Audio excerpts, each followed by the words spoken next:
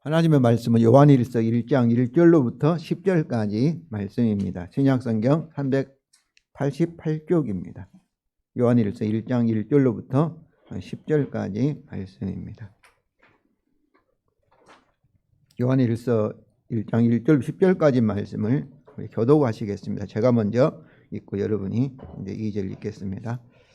태초부터 있는 생명의 말씀에 관하여는 우리가 들은 바요 눈으로 본 바요 자세히 보고 우리 손으로 만진 바라.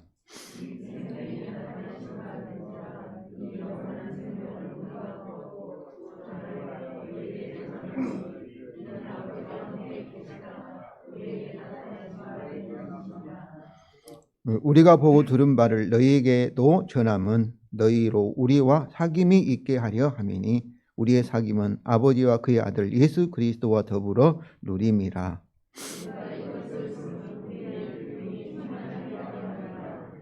우리가 그에게 듣고 너희에게 전하는 소식은 이것이니 곧 하나님은 빛이시라. 그에게는 어둠이 조금도 없으시다는 것이니라.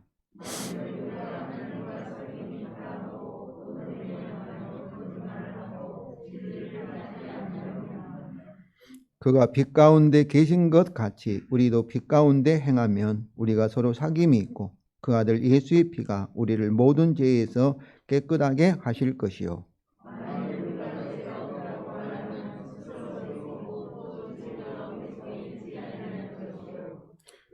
만일 우리가 우리 죄를 자백하면 그는 미쁘시고 의로우사 우리 죄를 사하시며 우리를 모든 불의에서 깨끗하게 하실 것이요.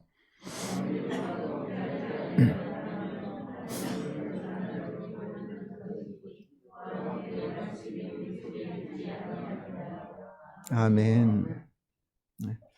성도 여러분, 종교개혁 주일에 우리가 오직 믿음으로 의롭다함을 받았다는 진리를 확인하였습니다. 우리의 노력이나 우리의 어떤 행함으로 의롭다함을 받는 것이 아니라 오직 믿음으로 법적으로 언약적으로 의인이 되었다는 것입니다.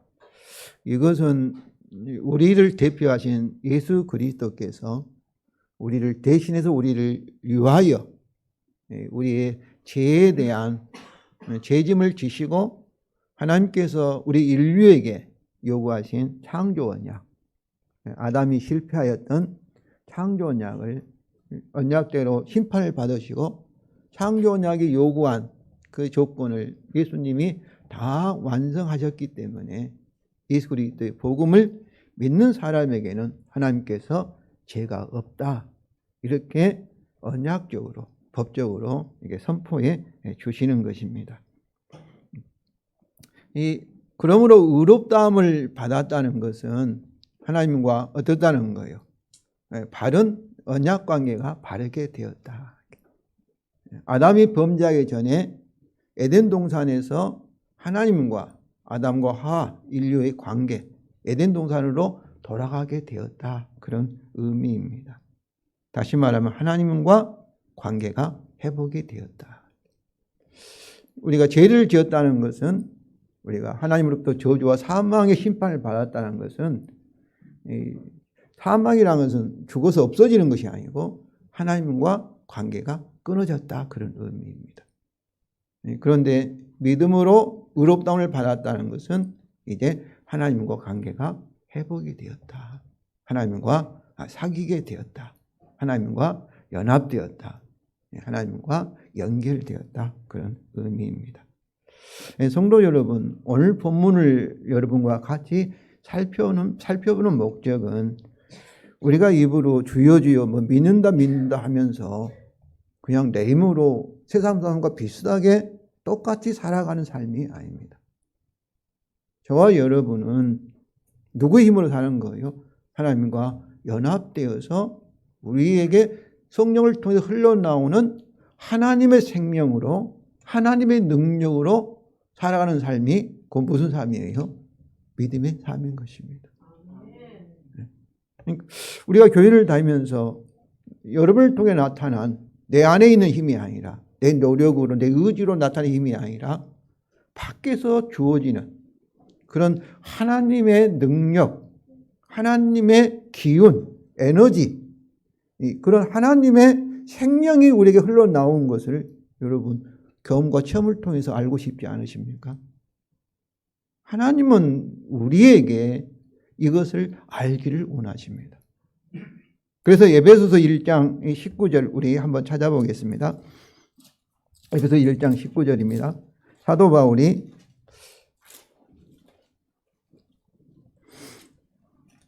에베소 교회를 위해서 기도하면서 우리 19절 311쪽에 우리 다 같이 읽겠습니다.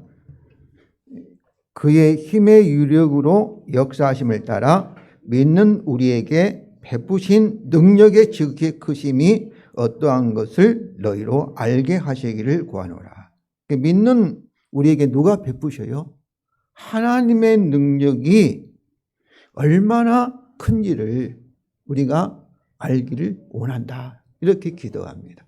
여기서 안다는 것은 체험을 통해서 알기를 원한다.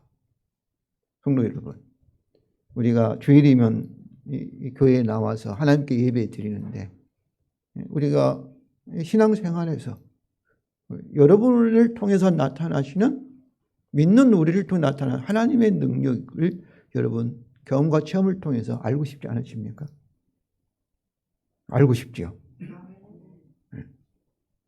우리가 세상 사람들에게 우리를 통해서 나타나는 이 능력을 보여주는 것입니다. 보여주는 거예요. 우리가 창세기를 지금 계속 읽지 않습니까? 아브라함은 가만히 있어도 주위에 있는 사람들이 그거를 알아요. 아브라함과 하나님이 함께 계신다는 것을 압니다. 아브라함 아들 이삭도 가만히 있는데 아비멜렉이라는 사람이 족장이 그거를 알아요.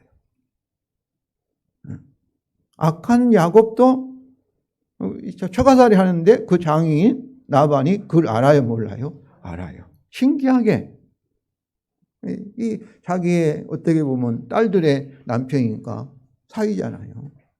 사위를 이용해 먹고 착취하면서도 이상하게 사위인 이 야곱에는 누가 있어요? 하나님이 함께하는 것을 알아요. 저는 우리 성도들이 세상 사람들이 우리가 있으면 하나님이 이상하게 우리 성도들과 함께 계시구나. 이것을 발견하고 알기를 원합니다. 그러라고 우리 주님이 너희는 세상의 소금이라 말하고 세상의 빛이라 이렇게 말씀하신 거예요. 그래서 오늘 이 본문을 통해서 이 의롭다를 받는 우리가 하나님과 사귀는 삶, 연결된 삶을 우리가 다시 발견하고 세상 사람들에게 이것을 보여줘서 정말로 전도하는 축복의 통로가 되는 그런 성도가 되시기를 바랍니다. 먼저 요한은 이것을 우리가 하나님의 생명을 경험하기 위해서는 우리가 알아야 할 것이 있는데 그것은 예수 그리스도의 복음이라는 것을 강조합니다. 오늘 이 본문 1절과 3절, 1절부터 3절 우리 다시 한번 읽겠습니다. 태초부터 있는 생명의 말씀에 관하여는 우리가 들은 바요, 눈으로 본 바요, 자세히 보고 우리 손으로 만진 바라. 이 생명이 나타내신 바 된지라. 이 영원한 생명을 우리가 보았고 증언하여 너희에게 전하노니 이는 아버지와 함께 계시다가 우리에게 나타내신 바 되니시니라. 우리가 보고 들은 바를 너희에게도 전함은 너희로 우리와 사귐이 있게 하려 함이니 우리의 사귐은 아버지와 그의 아들 예수 그리스도와 더불어 누림이라. 오늘 1절과 3절 사실 우리말 성경은 태초에 있는 생명의 말씀에 관하여 생명의 말씀이 앞에 있는데 원래는 태초에 있는 것에 대하여 그런 뜻입니다. 그래서 이 본문이 이 말씀이 이해하기 어려운데 목적어가 있는 것, 그 있는 것이 생명의 말씀이라는 거예요. 그러면서 그것을 계속 수식하는 바로 우리가 무엇을 보았어요? 태초에 있는 것에 들었고 태초에 있는 것을 눈으로 보았고 자세히 조사하였고 바로 그것을 태초에 있는 것을 우리 손으로 만졌다 이렇게 얘기하고 있어요.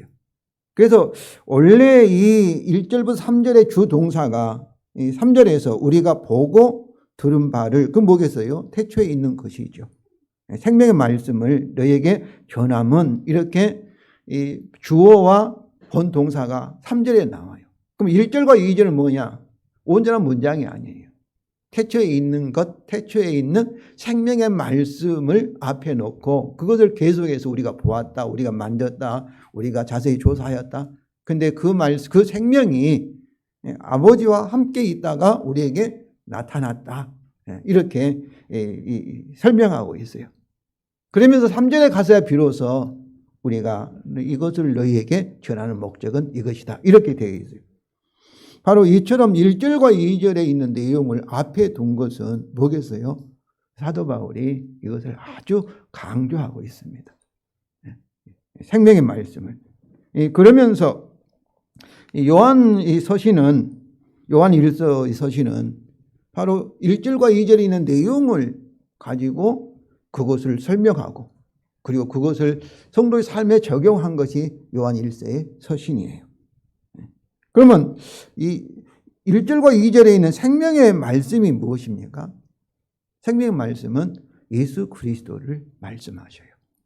태초에 붙어 있는 것이 아니라 태초 전부터 세상을 창조하기 전부터 하나님 아버지와 함께 계셨던 그런 말씀이라는 것이죠. 그래서 이 요한 1서 1절과 2절은 이 요한복음 1절과 2절을 반복하고 있습니다. 요한복음 1절 2절 제가 읽겠습니다. 태초에 말씀이 계시나 이 말씀은 하나님과 함께 계셨으니 이 말씀은 곧 뭐라고요? 하나님이시니라. 그러니까 생명의 말씀은 요한복음 1장 1절에서 말씀인데 말씀이 태초 전부터 세상을 창조하기 전부터 하나님과 함께 계신 이 말씀이 누구라는 거예요? 그 하나님이라는 거예요. 그런데 요한복음은 창조를 강조하고 있고 초점을 두고 있고 요한일서는 이제 말씀이 하나님이 성육신하여서 사람이 되신 예수 그리스도에 초점을 맞추고 있습니다. 이런 당시에 영지주의는 물질을 악한 거로 보아서 하나님이 우리 육신을 가질 수가 없다는 거예요. 악한 자가 될 수 없다는 거죠. 그래서 바로 사람으로 오신 바로 하나님이신 예수님을 부정했어요. 그들은. 그래서 이것이 영지주의예요. 이 몸은 이렇게 영혼만 중요하지 영이 중요하지 우리 몸은 아무것도 아니고 악한 거라 이렇게 생각한 거예요. 그런 사람들에게 요한은 바로 직접 예수님을 만나고 같이 밥도 먹고 식사도 하고 같이 살았잖아요.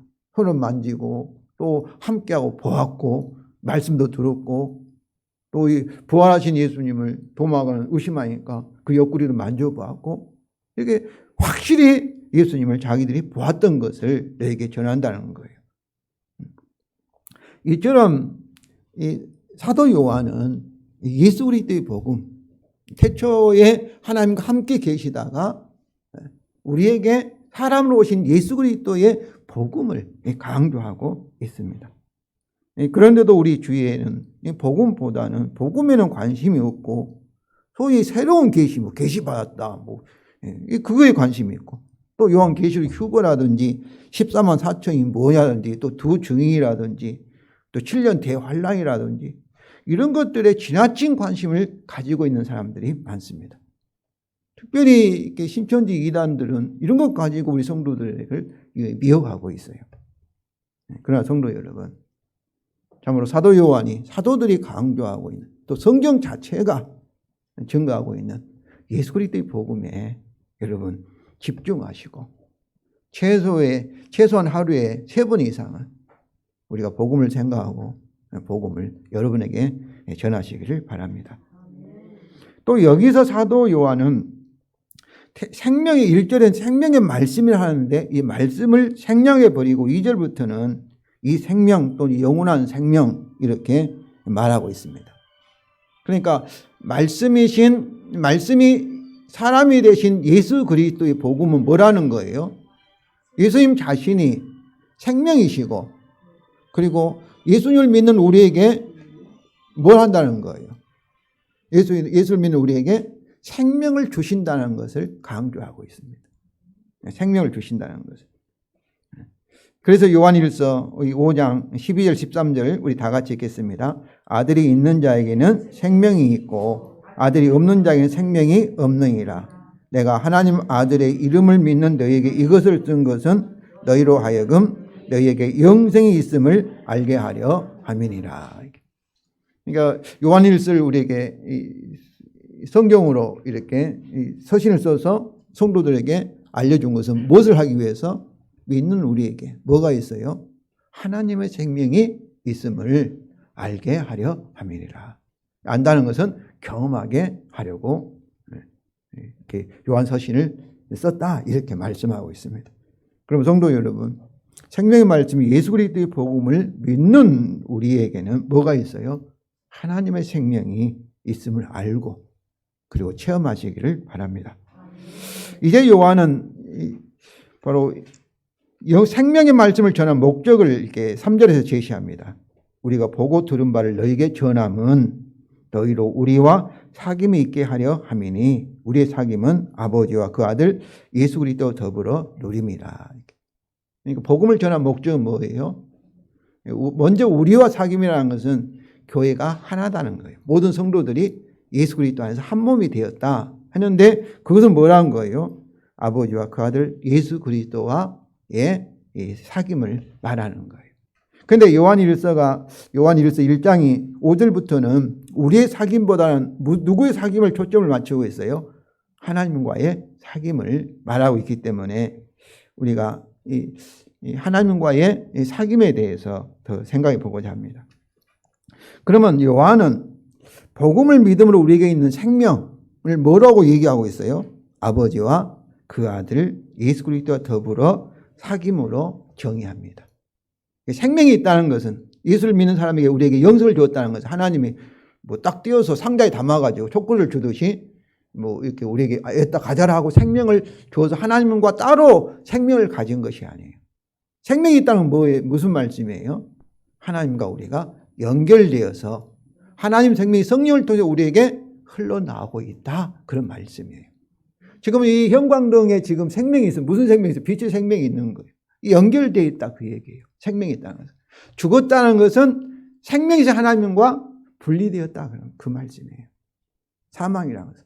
지옥이라는 영원한 삶이라는 것은 이제 지금은 우리가 다시 회개하고 복음을 듣고 하나님께 돌아가서 생명을 가질 수가 있어요. 다시 하나님과 붙어들 수 있게 연합될 수가 있어요. 그런데 예수님이 재림하셔서 이제 마지막 심판이 끝나면 그때는 영원한 길 없어요. 영원히 하나님과 분리되어 있다 해서 영원한 사망. 그것이 곧 지옥이에요. 지금 믿지 않는 사람들도 누가 회개하고 돌아올지 모르잖아요. 전도받고 다시 하나님께 돌아갈 수가 있는데. 그런데 믿지 않는 이제 예수님 재림하시면 그때는 끝이에요. 그때는 전도할 필요도 없고 성교할 필요도 없어요. 그래서 하나님과 연합되어 있다. 하나님과. 그래서 이 요한복음 17장 3절에 영생은 곧 유일하신 참 하나님과 그 보내신 자 예수 그리스도를 아는 것. 이 아는 것이라는 것은 연결되어서 연합되어서 경험으로 아는 거예요. 이것을 요한복음 15장에서 뭐라고 해요? 예수님은 나는 참 포도나무요 너희는 가지니. 가지가 포도나무에 붙어 있으면 그 가지에는 뭐가 있어요? 포도나무에 생명이 있는 거예요. 그러니까 성도 여러분, 우리가 이 복음을 듣고 믿을 때 우리 제사함 받고 하나님과 따로 떨어져 있는 것이 아니에요. 의롭다함을 받으면 어떤 거죠? 의롭다는 것은 하나님과 특별한 관계가 회복되었다. 특별한 관계가 하나님과 연합되었다. 그런 말씀이에요.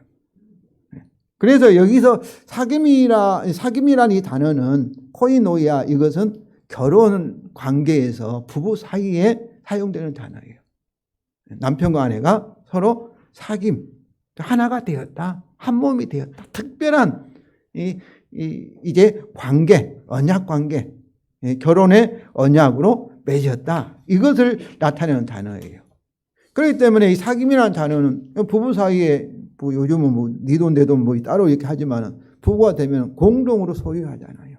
공동의 목적을 가지고 함께 사니까 남편 재산이 내 재산이고 아내의 무엇이 내 것이 되잖아요. 이 사귐이라는 단어는 그런 뜻이에요. 하나가 되었다. 그러면 하나님과 우리가 사귐했다는 하나님과 우리가 공동으로 무엇을 소유하는 거예요? 하나님이 가지고 있는 모든 것을 소유하는 거예요. 하나님의 생명을 소유하고 하나님의 영의 성령을 우리가 같이 소유하는 그런 관계가 되었다. 그런 말씀이에요. 또 이것은 하나님과 우리도 이렇게 믿는 우리가 이 그리스도를 통해서 하나님과 하나가 되었으면 옆에 있는 성도들도 그리스도를 통해서 하나가 되었으면 어떻게 했어요? 다른 성도들과 우리가 이 그리스도 안에서 서로 사귀는 한 가족이 되었다. 형제 자매가 되었다. 이런 말씀이에요. 그리고 우리가 사도행전에 고백했잖아요. 거룩한 공예, 그 성도의 교제 성도의 사귐. 이 말은 하나님 아버지 그리고 예수 그리스도를 우리의 남편으로 우리 모든 성도들이 한 가족, 공동의 소유하는 그런 존재가 되었다. 바로 이 말이 곧 그리스도의 몸으로서 우리가 한 지체, 형제 자매, 나눌 수 없는. 지금은 우리가 가정으로 일시적으로 떨어져 이렇게 지내지만은 우리 주님이 다시 오시면 그때는 우리가 영원히 천국에서 주님을 모시고 하나님 아버지를 모시고 서로 이렇게 하나가 되는 그런 삶을 살 줄로 믿습니다.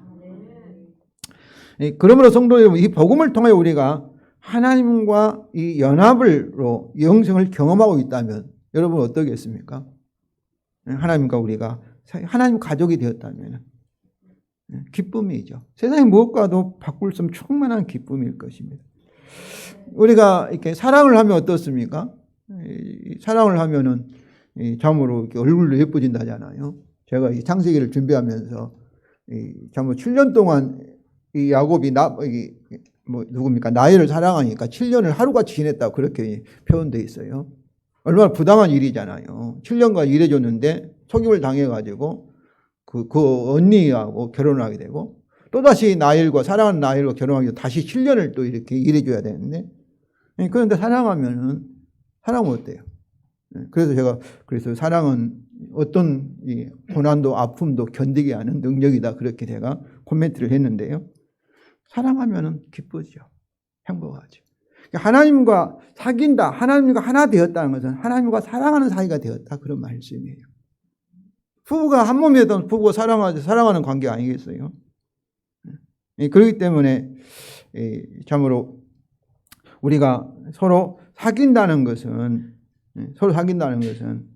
참으로 이렇게 이 세상 어떻습니까? 시기와 분노와 분열과 그리고 질병과 재난과 또 사고와 이 죽음이 가득한 이 불의한 세상입니다. 우리가 눈 감고 지내야지 이렇게 보면은 참 견디기 힘들어요. 그러나 전적으로 하나가 되어서 사랑으로 충만한 세계, 그것도 죽음이 없고 아픔이 없는 영원한 생명이 충만한 세계, 슬픔이 없는 눈물이 없는 기쁨으로 가득한 그런 세계, 가장 이상적인 그런 세계를 우리가 이미 맛보고 성령을 통해서 경험하고 있고, 그리고 주님이 다시 오시면 이것이 완성된 그런 세계를 소망 가운데 기다리는 기쁨은 세상의 어떤 기쁨이나 만족과도 비교할 수 없을 것입니다. 아무리 세상에서 애토리가 되어서 산다 할지라도 하나님과 사귀는 자, 하나님은 나를 기뻐하고 나를 사랑하고 바로 예수 그리스도와 이렇게 한 몸이 되어 있다는 것을 정말로 안다면 그 사람은 행복할 수밖에 없는 거예요. 그렇지 않겠어요, 여러분?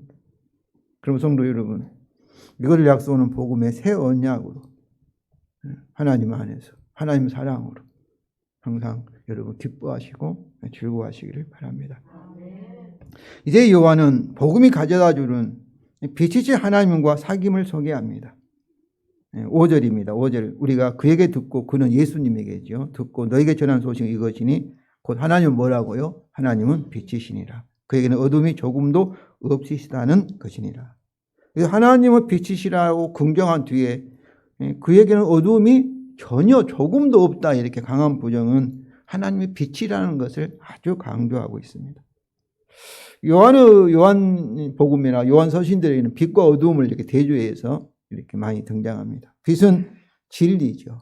그리고 지식, 완전한 지식, 완전한 의, 그리고 영생, 영원한 생명을 나타내지 상징하지만 어두움은 그 반대죠.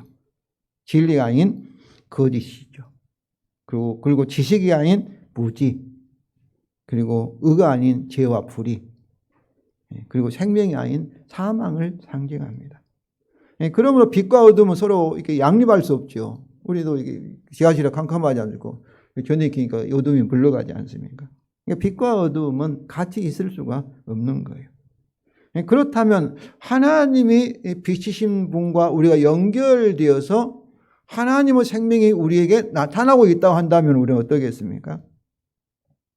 빛과 어둠이 양립할 수 없기 때문에 우리는 하나님과 사귀면서 동시에 어두움 속에 있을 수가 없다는 것입니다. 빛과 어둠에 양다리 걸칠 수 없다는 거예요.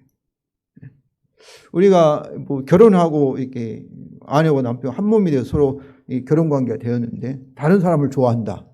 그건 간음이죠. 있어서는 안 될 일이죠. 이와 마찬가지로 우리가 하나님과 사귐이 있어서 하나님의 성령을 통해 하나님 생명이 우리에게 흘러나온다면은 우리에게 무엇이 나타나야 되겠어요? 빛이 나타나야 되는 것이죠. 그래서 하나님과 사귐이 있는 예수 그리스도는 자신을 세상의 빛이라고 말씀하셨고 또 자기 제자들을 뭐라 했어요? 너희는 세상의 빛이라. 이렇게 예수님도 말씀을 하신 것입니다.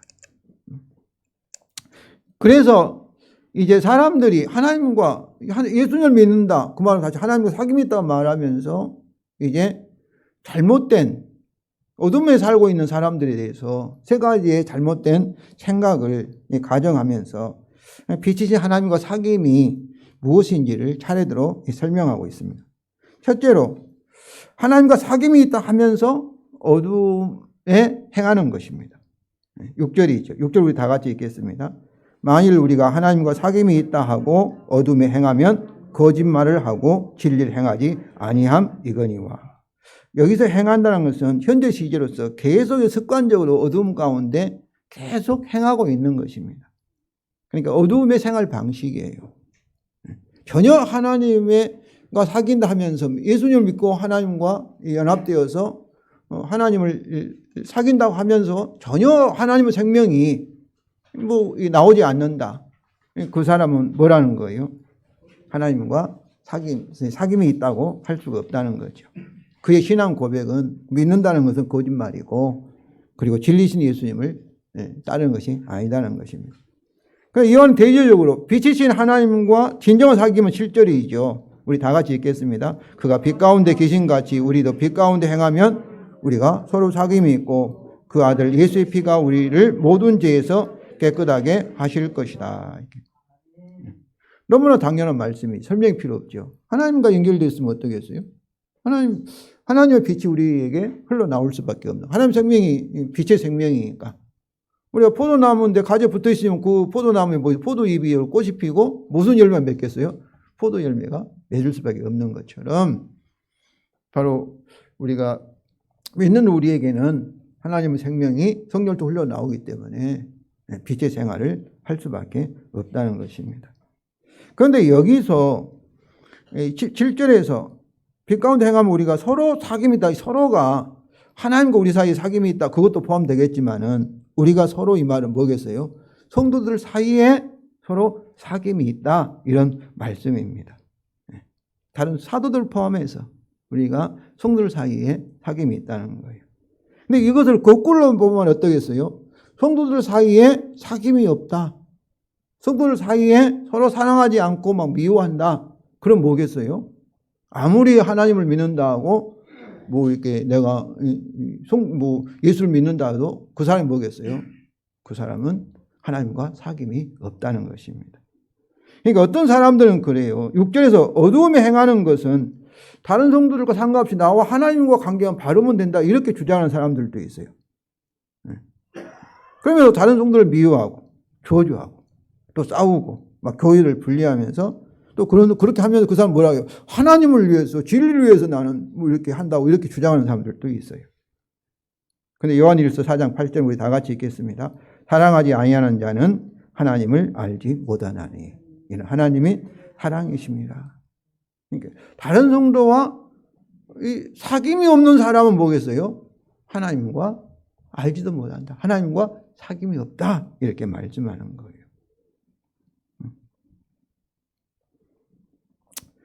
저는 사실 제가 우리 기도 부탁도 드렸지만 세임한교회 우리 사모님 우리가 같이 공부도 하였고 같이 지내면서 이렇게 아프다 하니까 제 자신도 정말로 마음도 아프고 참으로 우울한 적도 있었습니다. 암 진단이 나왔을 때 그래요. 그 목사님이 저 전화하니까 자기 만나도 평생 고생만 하고 제대로 저도 알아 이 가정 생활을요. 이렇게 빨리 갔으면 되는데 돈 때문에 병원에 가지 못한 거죠. 그리고 집사람도 그래요. 지난 5월 달에 우리가 가려다가 못 갔거든요. 그때 갔었으면 혹이 막 나왔으니까 빨리 병원에 가자. 그렇게 권할 수도 있었을 것인데 그러지 못한 것이 후회도 되고.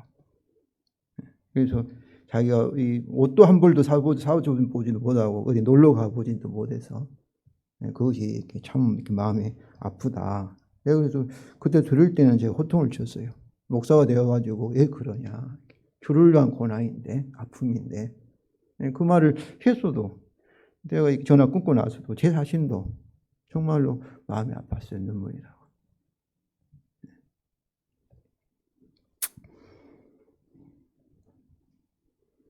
우리 주위에는 도와야 할 사람들이 너무나 많지만은 그러나 우리 교회가 기도하고 참 후원하는 교회이기 때문에 조금 장로님들에게 말씀드려서 조금이나마 우리 교회에서 좀 유로해 드리자 그렇게 전화를 드리고 했습니다. 그리고 장로님들 흔쾌히에게 동의하시고 그래서 우리 성도님들도 참으로 이 일에 동참하고 싶으신 분들은 이렇게 참으로 특별히 이렇게 헌금을 해 주셔서 우리가 조금 적게 먹고 조금 아끼고 그래서 우리의 사랑을 우리가 기도하고 있다는 것을 보여줬으면 좋겠습니다. 성도 여러분, 우리가 이분뿐만 아니라 우리 주위에 있는 다른 성도들을 정말로 내 몸처럼 이렇게 사랑하고 있습니까? 자신과 같이 사랑하고 있다면 그분은 빛 가운데 행하는 것이고 그 사랑이 내 의지가 아니고 내 노력이 아니고 하나님 생명의 성령을 준 나를 통해서 그분에게 흘러가는 것입니다. 그 사람은 빛인 하나님과 사귐이 있는 것입니다. 다시 7절입니다. 우리 다시 7절 읽겠습니다. 그가 빛 가운데 계신 것 같이 우리도 빛 가운데 행하면 우리가 서로 사귐이 있고 그 아들 예수의 피가 우리를 모든 죄에서 깨끗하게 하실 것이요. 여기서 요한은 빛이신 하나님과 같이 우리가 빛 가운데 행하면 서로 다른 성도들과도 같이 하나님과 연합된 다른 성도들과 한 몸이 되었으니까 서로 연결됐으니까 사귐이 있다는 것이죠. 그러면서 그 아들 예수의 피가 우리를 모든 죄에서 깨끗하게 하실 것이란 또 하나의 사실을 말씀합니다. 이것은 하나님의 빛이 우리 죄를 밝히 드러낼 때 이 그리스도의 피를 통한 죄 씻음을 회개와 믿음으로 계속 받아들여야 한다는 것입니다. 우리가 하나님과 사귐이 하나님이 연결된다 해서 우리가 하나님과 같이 죄가 하나도 없이 완전해진다는 것은 아닙니다. 우리가 하나님과 사귐을 우리 성도들이 하나님과 연합돼 성령이 우리를 통해서 하나님 능력이 하나님 생명이 흘러나온다는 것을 믿지 못하는 이유는 우리 자신들이 자주 죄에 넘어지기 때문에 그래요. 그럼 나 같은 자가 하나님과 무슨 사귐이야 이렇게 생각하는 거예요. 그래서 사도 요한은 그 아들 예수의 피가 우리를 모든 죄에서 깨끗하게 하실 것이다 이렇게 말씀하고 있습니다. 여기서 깨끗하게 하실 것이라는 동사가 미래형이 아니라 현재형입니다. 그래서 연속적인 행동으로 계속해서 어떤다는 거예요. 깨끗하게 씻어주신다 이런 말씀입니다. 그럼 우리는 같은 죄를 계속해서 반복한다면 누가 죄 짓기를 원하는 사람이 있겠어요? 죄를 안 지어보려고 하는데 또 하는 거예요. 또 안 지어보려고 하는데 또 하는 거예요. 계속 반복이 짓거나 끊임없이 참으로 따라하다면 계속 짓는다면 어떠하겠어요? 그때는 나는 하나님께 버림받은 자가 아닌가 이렇게도 생각할 거예요. 또 해도 소용없구나 이런 생각도 들 거예요. 그때는 하나님께 계속 용서를 구하는 것이 무슨 소용이 있는가 하고 참 체념하고 포기하면서 터복도 교회에 기쁨도 없이 의식적으로 교회에 앉아서 예배 드리는 사람도 우리 주위에 너무 많이 있습니다. 주님, 제가 다시 왔습니다. 또 그 문제로 왔습니다. 이렇게 말할 용기가 없는 거예요. 그리고 체험하고 사는 거예요. 성도님, 이것은 마귀의 거짓말에 섞고 있는 것입니다. 7절이 현재형 동사잖아요. 깨끗하게 씻어 주신다. 계속해서 깨끗하게 씻어 주신다. 그 동사이고, 그 다음에 그 앞에 뭐가 있습니까? 모든 죄입니다. 모든 죄. 그 모든 죄 속에는 여러 가지 죄도 있겠지만, 다양한 죄도 있겠지만은 계속해서 반복되고 있는 죄도 어떻겠어요? 씻어 주신다. 이 약속이 들어있는 거예요. 우리가 우리 자신을 부인하고 오직 예수의 피를 의지해서 회개하는 마음으로 겸손히 하나님께 나아가 계속 반복되는 죄를 할지라도 용서를 구하는 것은 아무리 반복하여도 아무리 많이 찾아구하여도 결코 잘못이 아닙니다. 누가 되지 않습니다. 왜냐하면 아무리 작은 죄도 우리 스스로 씻을 수 없기 때문에 해결할 수 없기 때문입니다. 오직 뭐만 해결해 주는 거예요? 예수의 십자가의 대속의 근거에서 피의 근거에서 하나님만이 우리 죄를 깨끗하게 하실 수 있기 때문입니다. 그럼 성도 여러분, 죽을 때까지라도 계속 내가 원치 않지만은 반복되고 있다면은 계속해서 반복하여서 하나님께 용서를 구하시기를 바랍니다. 둘째로 요한은 죄가 없다는 거짓된 주장을 가정합니다. 8절이죠. 우리 다 같이 읽겠습니다. 만일 우리가 죄가 없다고 말하면 그리고 스스로 속이고 또 진리가 우리 속에 있지 아니할 것이요. 여기서 죄는 죄의 본성입니다. 어떤 사람들은 오늘날로 구원파는 그래요. 나 예수 믿으니까 이제는 더 이상 죄 지을 그런 본성, 그런 생각, 경향, 또 특성도 다 사라졌다 이렇게 주장하는 사람이 있어요. 완전히 성화되었다. 예수님처럼 되었다. 이렇게 생각하는 사람이 있어요. 바로 그렇게 생각한 사람은 어떻게 스스로 자기 자신을 속이는 것이고 그리고 진리신 하나님과 사귐이 없다는 것을 의미합니다. 빛이신 하나님과 사귐이 깊어질수록 어떻겠어요? 그 사람은 자기의 죄성을 깊이 인식하게 될 것입니다. 그래서 사도 바울은 자신을 뭐라고 얘기했어요? 죄인 중에서 내가 괴순이라 이렇게 고백하였고 제가 이렇게 이 참고로 배웠던 고 박윤선 목사님도 80세 생신에 제자는 우리 앞에서 사시는 팔설 먹은 죄인이라 이렇게 고백을 하였습니다. 성도 여러분, 이처럼 자신의 죄성을 깊이 인식하면 인식할수록 자신을 믿지 않습니다. 자신을 의지하지 않습니다. 자기를 부인하고 전적으로 누구만을 의지하겠어요? 하나님의 복음. 자기 아들을 사람이 되게 하시고 우리를 대신해서 십자가에서 대신 창조 원장에 따라 심판받게 하신 그 예수 그리스도만 십자가 복음만을 붙들게 하는 거예요. 자신을 의지한 순간 우리는 어떠겠어요? 구원의 확신이 흔들립니다. 그렇지 않겠어요? 성도 여러분, 그리스도의 복음만을 의지하시기를 바랍니다. 셋째로 요한은 범죄하지 아니하였다는 이 거짓된 주장을 가정합니다. 그러니까 이 8절에 죄가 없다는 죄의 본성이고요. 여기서 범죄라는 것은 죄의 본성의 열매를 말하는 거예요. 그래서 범죄를 부정하는 거야말로 어둠 속에 가장 깊은 어둠입니다. 어떤 사람은 거짓말하면서 이것을 진리라고 이렇게 주장하는 거예요. 거짓말하면서 상대방이 진리를 말하는데 참말을 말하는데 그 말은 무조건 거짓이라 이렇게 막 말하고 그래서 완전히 이 진리와 거짓을 막 혼돈시켜 버리는 거예요. 정치인들이 그런 사람 중에 많습니다. 그리고 상대방은 틀렸다는 거예요. 그리고 자기는 무조건 옳다 이렇게 주장하는 것. 또 어떤 사람은 간음하면서 마치 그걸 사랑이라고 이렇게 생각하고 동성애를 자연스러운 그런 육체적인 그런 감정이라 이렇게 여기는 것 등입니다. 이것은 하나님을 거짓말하는 자로 만드는 것이며 하나님 말씀이 우리 속에 있지 아니하는 곧 하나님 말씀을 결코 이해하지 못하여 어둠 속에 있다는 것입니다. 이처럼 죄성과 범죄를 부정한 것에 대한 하나님의 해법으로 사도 요한은 죄 자백을 제시합니다. 9절입니다. 우리 다 같이 읽겠습니다. 만일 우리가 우리의 죄를 자백하면 그는 미쁘시고 의로우사 우리의 죄를 사하시며 우리를 모든 불의에서 깨끗하게 하실 것이요.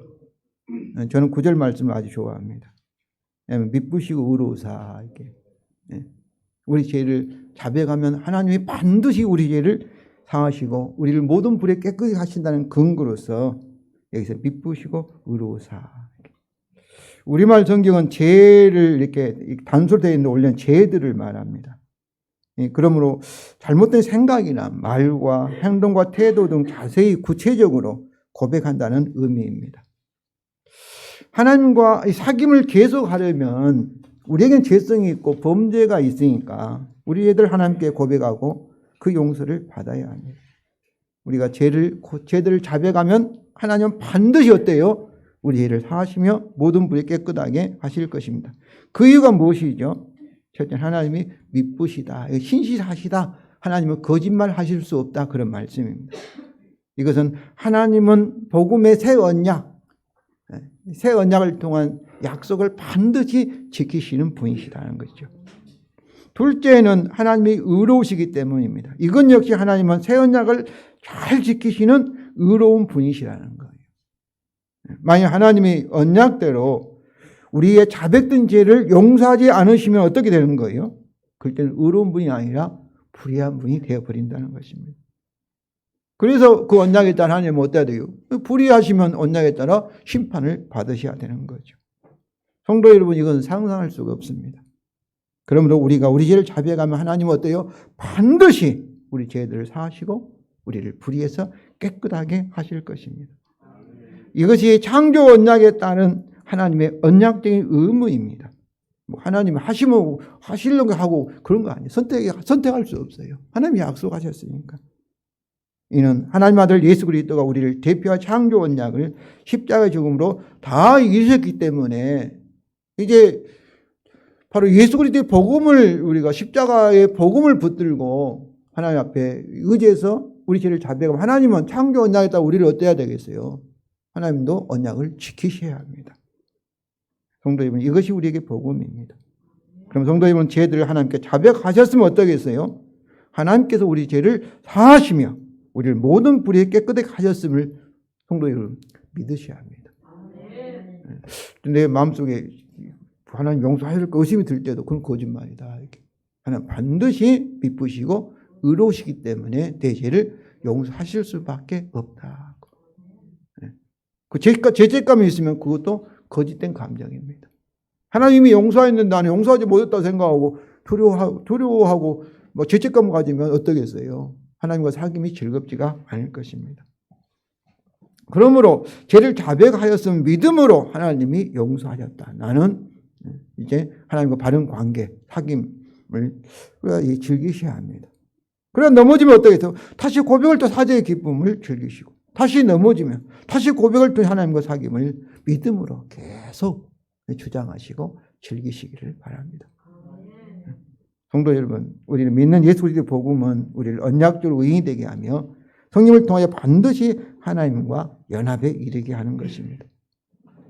믿는 우리에게 하나님과 사귐, 즉 하나님 생명 성령을 통해 우리에게 흐르게 합니다. 요한복음 7장 38절입니다. 나를 믿는 성경 이름과 같이 그 입에 생수의 강이 흘러나오리라. 흘러나오리라 이 말씀은 폭포수처럼 흘러 넘쳐난다 그 말씀이에요. 바로 주님께서, 바로 예수님께서 우리가 믿는 우리에게는 이렇게 성령을 통해서 엄청난 생명을 풍성하게 넘치게 흘러 넘치게 해주시겠다는 거예요. 믿는 우리. 포도나무와 가지가 붙어있기만 되지 않습니까? 그런데 바로 포도나무와 우리의 차이는 뭐겠어요? 포도나무는 기계적이죠. 자연적이죠. 그런데 우리는 어떻습니까? 하나님같이 의지가 있습니다.